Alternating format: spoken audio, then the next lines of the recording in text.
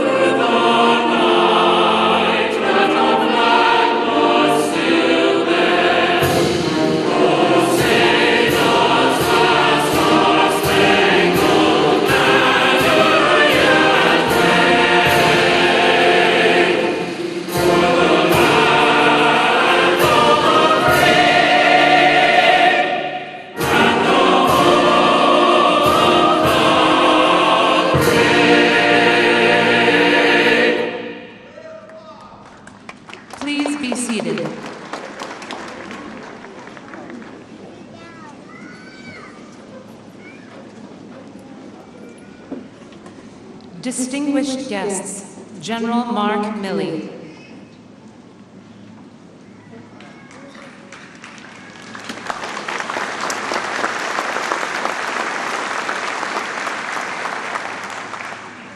Mr. President, Dr. Biden, Madam Vice President, Mr. Emhoff, Secretary Austin, fellow Joint Chiefs of Staff and spouses, distinguished guests, fellow Americans, and most importantly, Gold Star families, welcome to all. Today, we join in remembrance of the 155th observance of Memorial Day. It is a day of profound significance in the legacy of our nation. On this day, we remember the over 1 million Americans who took their last breath on the bedrock of liberty, supporting the eternal cause of freedom. Their unwavering commitment, their dedication to freedom, their echoes through the ages, reminding us of our sacred duty to remember. And behind every one of these men and women is a family, a husband or a wife, a mother or a father, a brother or sister, son or daughter. For these families, every day is Memorial Day, and they each carry on the dreams that our fallen could never fully realize. This land where we stand today once housed 3 forts, sentinels, which overlooked and defended Washington, D.C. But now it serves a more solemn purpose. It is the final resting place of our nation's bravest, a quiet testament to their sacrifice. We gather on these sacred grounds where over 400,000 are buried. Here at Arlington National Cemetery's 85 sections, they tell the story of our nation. A narrative not written in ink, but written in valor and sacrifice. This cemetery paints the picture of the cost required for all of us to remain free. Some here are buried amongst their family and legacies which transcend generations. Others are best friends who fought together, died together, and now lay in eternal rest together. Their bonds forged in battle, unbroken even by death. Yet our nation's fallen are not only represented on these hallowed grounds, they are represented on every piece of land where American blood has been spilled in the service of our country. Sailors lie forever entombed in the twisted hull of the USS Arizona resting in the seabed at Pearl Harbor, and the white headstones of 9,387 Americans enshrined outside St. Laurent-sur-Mer in France overlooking the sands of Omaha Beach, as well as the more than 81,500 Americans who still remain missing, our sons and daughters, brothers and sisters who have never returned home. The search for these missing will continue until they are all brought home. It is our final solemn promise to these heroes, their families, and to our nation. Each of these Americans epitomize our tradition of honor, the ethos which defines our armed forces and defines our nation. Individually, they represent the single life cut short, life events never accomplished. We feel their absence in the very depths of our hearts. But together they represent the indomitable spirit of the American military. They are a permanent reminder that freedom is a gift to us all, a gift paid for by those who gave, in the words of Lincoln, the last full measure of devotion. And today we honor them, we remember them, and today we say their names. And in doing so, we ensure their sacrifice will never be forgotten. We will forever walk among these giants as we continue to uphold the cause for which they died, the cause of America, which will endure through all challenges. In fact, the greatest honor that we can bestow upon those who have fallen, the way to remember them the best, is to ensure that this idea of freedom, that the Constitution of the United States of America, the idea that is America, will continue for our posterity and shall not perish from this earth. Thank you.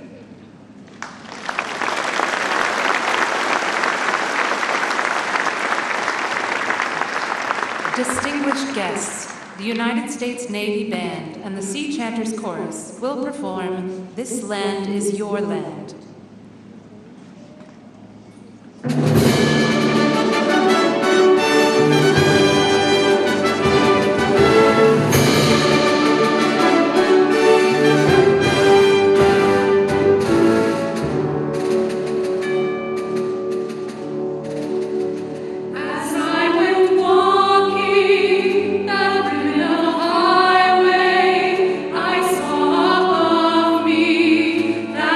This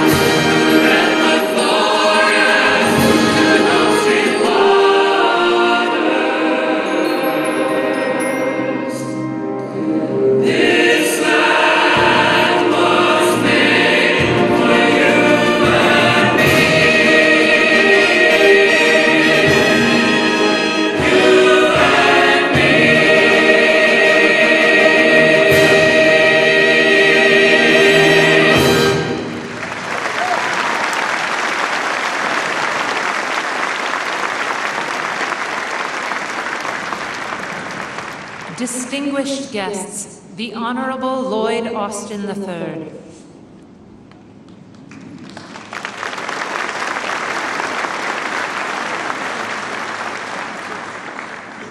Well, let's give the band and the chorus another round of applause. That was absolutely.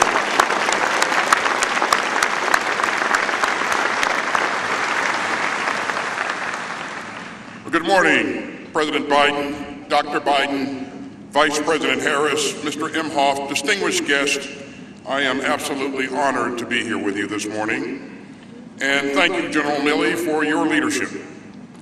To our Gold Star families and to all who remember a fallen American hero today, I know that each Memorial Day brings new waves of both pride and pain. And on behalf of the Department of Defense, please accept our country's deepest gratitude for all that you have given and our deepest sympathies for all that you have lost. We pledge again today to ensure that you and your families have the support that you need and deserve. You will always be a part of our military family, and we hold in our hearts all those who fell to defend the country that they love. Each of them has a story. And one of the stories of the graves here at Arlington belongs to Chaplain Charles Waters. He was a Catholic priest who signed up to serve during the Vietnam War and to support his teammates in body and soul. And after a year-long deployment, he volunteered to extend his tour for another 6 months. And one November day in 1967, his battalion hit fierce fighting. And Chaplain Waters ran unarmed into the battle, exposed to mortar fire, bullets, and automatic weapons. He helped get wounded soldiers to safety, and he gave last rites to the fallen. At one point, he saw a U.S. paratrooper in shot in the line of enemy fire. Chaplain Waters hoisted the paratrooper on his shoulders and carried him to safety. Tragically, later that day, Chaplain Waters was killed. And for his extraordinary heroism, this paratrooper, patriot, and priest who volunteered twice, once to serve and once to extend his tour, was posthumously awarded the Medal of Honor. This year, our country celebrates the 50th anniversary of our all-volunteer force. And the life of Charles Waters offered a preview of the vigor and the valor of the American warriors who have chosen to step up and serve from 1973 until this day. Our all-volunteer force has blended military power with moral power and combined the force of American arms with the strength of people who freely choose to stand guard over our democracy. In 1970, the Gates Commission recommended eliminating conscription. And its formal report predicted that an all-volunteer force will strengthen our freedoms and our armed forces. And it did.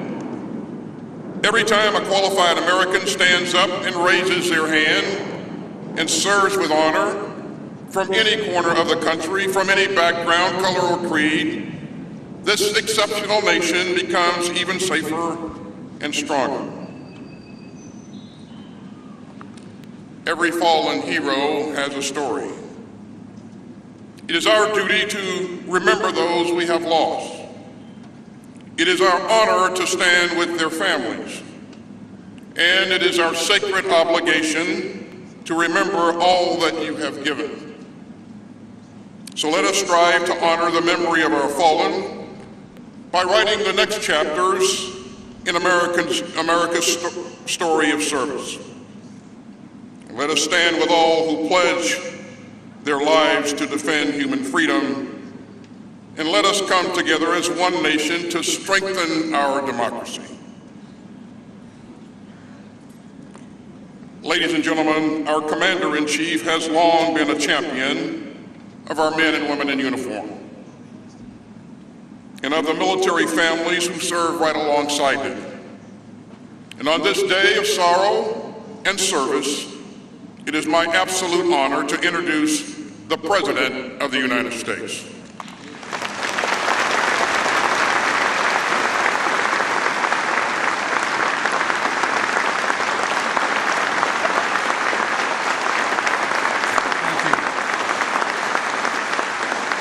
Thank you, thank you, thank you. Please. 155 years ago, retired Union General James Garfield spoke here at Arlington, marking our nation's first Memorial Day. Standing amid rows and rows of marble stones, many of his own fallen soldiers among them, he asked, "What brought these men here? What high motive led them to welcome death?" And he answered his own question. He said, "Our nation's life."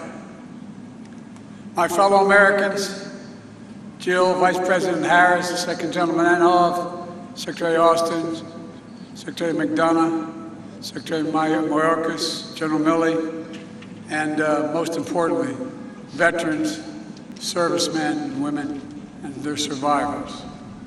Today, we once again gather in this sacred place at this solemn hour to honor fallen heroes.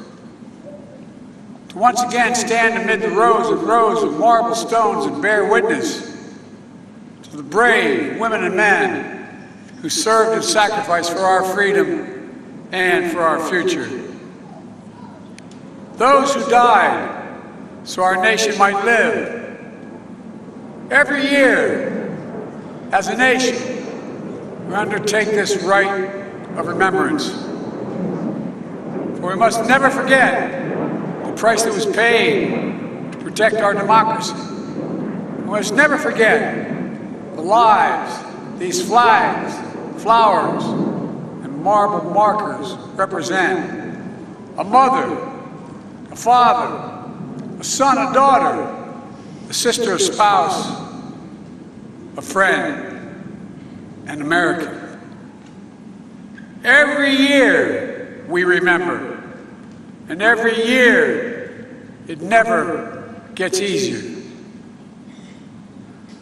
To all those here and across the nation who are grieving the loss of a loved one who wore the uniform, our Gold Star families, to all those with loved ones still missing and unaccounted for, I know how painful it can be, how it can rip open that black hole in the center of your chest you feel like you're just sinking into. Bringing you back to that exact moment you heard that knock on the door or the telephone ring. The exact moment you had to tell your children that mom or dad would not be coming home. The hurt is still real. It's still raw. Tomorrow marks 8 years since we lost our son, Bo. Our losses are not the same. He didn't perish in the battlefield. It was cancer that stole him from us a year after being deployed as a major in the United States Army National Guard in Iraq. As it is for so many of you, the pain of his loss is with us every day, but particularly sharp on Memorial Day.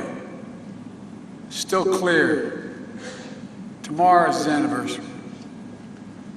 But so is the pride Jill and I feel in this service, as if I can still hear him saying, "Dad, it's my duty, Dad. It's my duty. Duty." That was the code my son lived by, and all those you lost lived by. It's the creed that millions of service members have followed from the fields of Yorktown to the shores of Normandy to the rice paddies of Busan to the valleys of Kandahar to the mountains of Sinjar and beyond. Many of whom never returned home. Throughout history, these women and men laid down their lives, not for a place, or a person, or a president, but for an idea, unlike any other idea in all of human history. The idea of the United States of America. This sanctuary honors that sacrifice, tells their stories, and in turn, it tells our story, the American story, the story of the patriot who died to deliver a nation where everyone is entitled to certain inalienable rights, among them life, liberty, the pursuit of happiness. The story of hundreds of thousands of soldiers who shed their blood to make these words real. The story of the brave Americans who fought the forces of fascism and died for preservation of democracy. As we're reminded by the hundreds of graves here in Section 60 of Arlington and across our nation, the story of the women and men who sacrificed everything to keep democracy safe and secure during the last 2 decades. Each of them, a link in the chain of honor that stretches back to our founding fathers in those days. Unbreaking, unbending, not just in their duty and devotion, but something even deeper, in their faith in us. Their faith in us. That we will be worthy of their sacrifice. Our service members have always embodied the highest expectations of our democracy. They've always held faith in our country and all that we could be, a citadel of liberty, a beacon of freedom. For our democracy is our strength, the wellspring of possibilities, and the source of endless renewal. It's how we've been able to constantly change and adapt through the centuries. It's why we've always emerged from every challenge we face stronger than we entered it. It's how we come together as one nation, united. And why there's nothing we can't do in America when we do it together. It's a truth. We celebrate this year as we mark 75 years of a desegregated military, 75 years of women's full integration, 50 years of an all-volunteer force. Throughout the annals of history, our troops have fought for our democracy, and if necessary, died for it. Today, their service and sacrifice, and that of their families, that goes far beyond those silent stones out there. We've seen the strength of our NATO alliance built from the bonds that we forever forged in the fires of 2 world wars.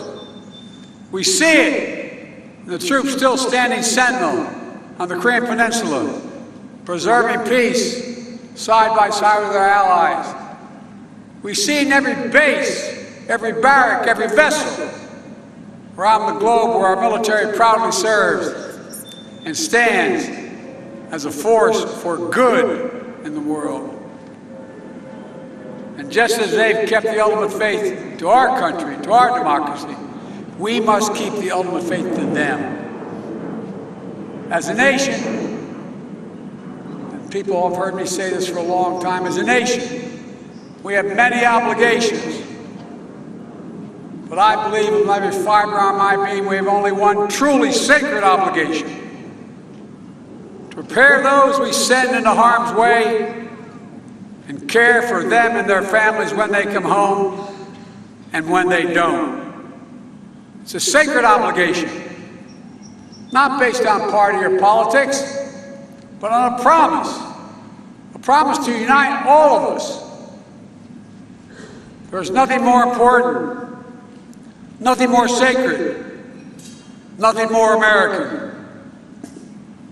Together, over the last 2.5 years, we worked to make good on that promise, passing more than 25 bipartisan laws to support our service members, their families, caregivers, and survivors.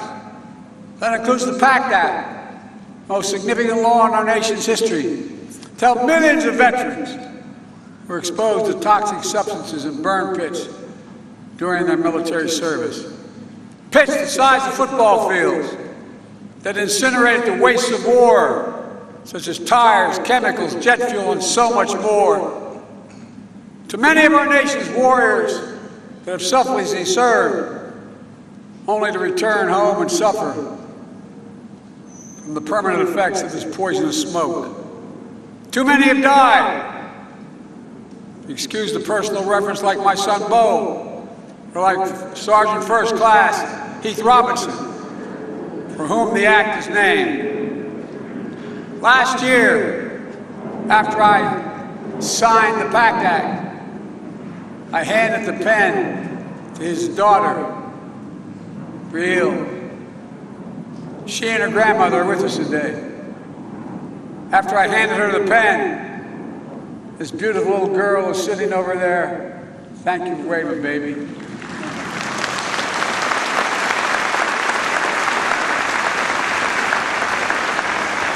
We lost half of her world, her whole world, held the pen in her hand, and looked at me and said, "Thank you for my daddy. Thank you for my daddy." God love you, honey. But I don't think she was just thanking me. She was thanking all of us. Everyone who fought so hard, who came together to keep our promise to our veterans, to keep the faith with our heroes. On this day, we come together again to reflect, to remember, but above all, to recommit to the future our fallen heroes fought for. That generation of service members who died for a future grounded in freedom, democracy, equality, tolerance, opportunity, and yes, justice. We use those words all the time. We've seen of late here and around the world that they have to continually be fought for. Not just for some, but for all. This is more important than just our system of government. It's the very soul of America. A soul that was forged by our nation's first patriots.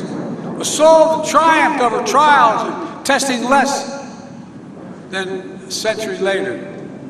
A soul that endured because of the sacrifice of generations and generations of service members ever since. Together, we're not just the fortunate inheritors of their legacy. We must be the keeper of their mission, the bearers of the flame of freedom that kept burning bright for nearly 247 years. That's the truest memorial to their lives. Our actions every day to ensure that our democracy endures, our Constitution endures, and the soul of our nation, our decency endures.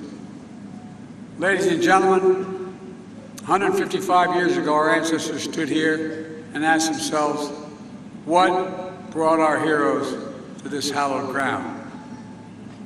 What high motive led these brave souls, as General Garfield said, to welcome death? Today, we must ask ourselves, what can we do? What must we do to uphold the vision for which they lived and which they died? Today, it's on all of us, to ensure that sacrifice was not in vain, to keep working toward a more perfect union, one where all women and all men are created equal.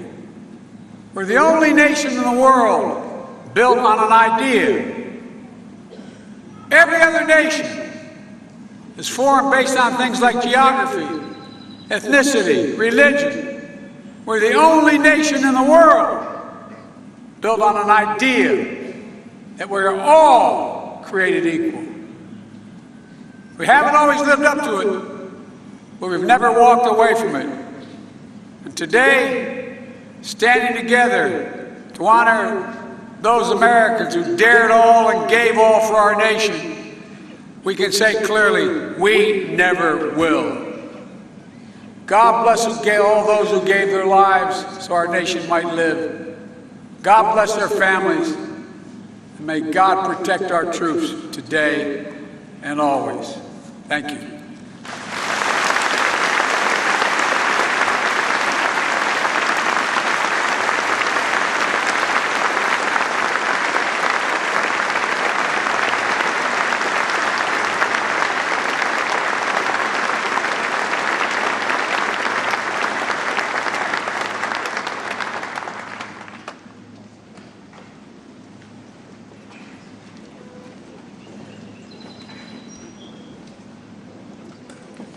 Distinguished guests, please stand for the playing of taps and the benediction.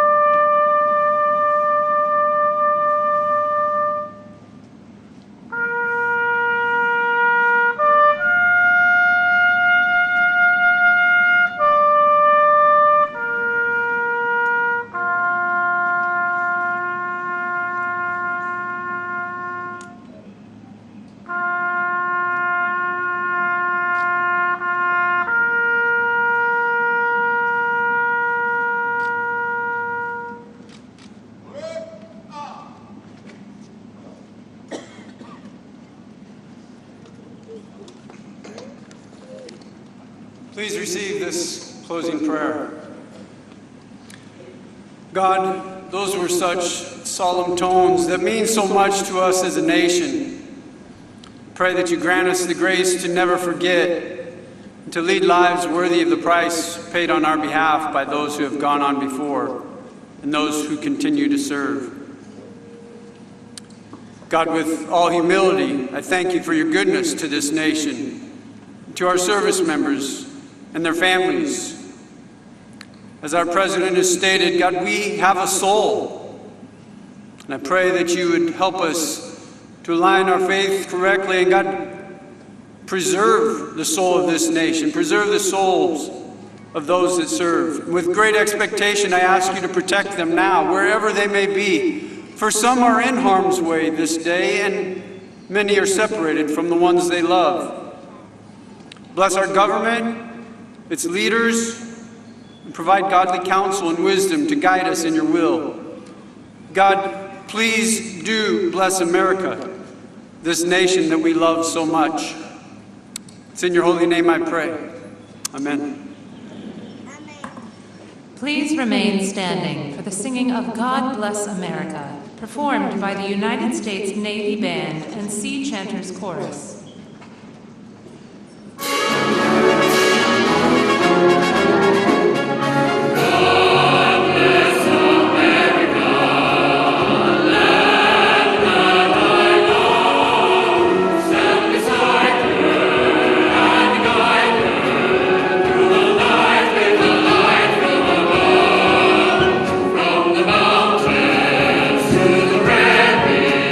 Through the ocean,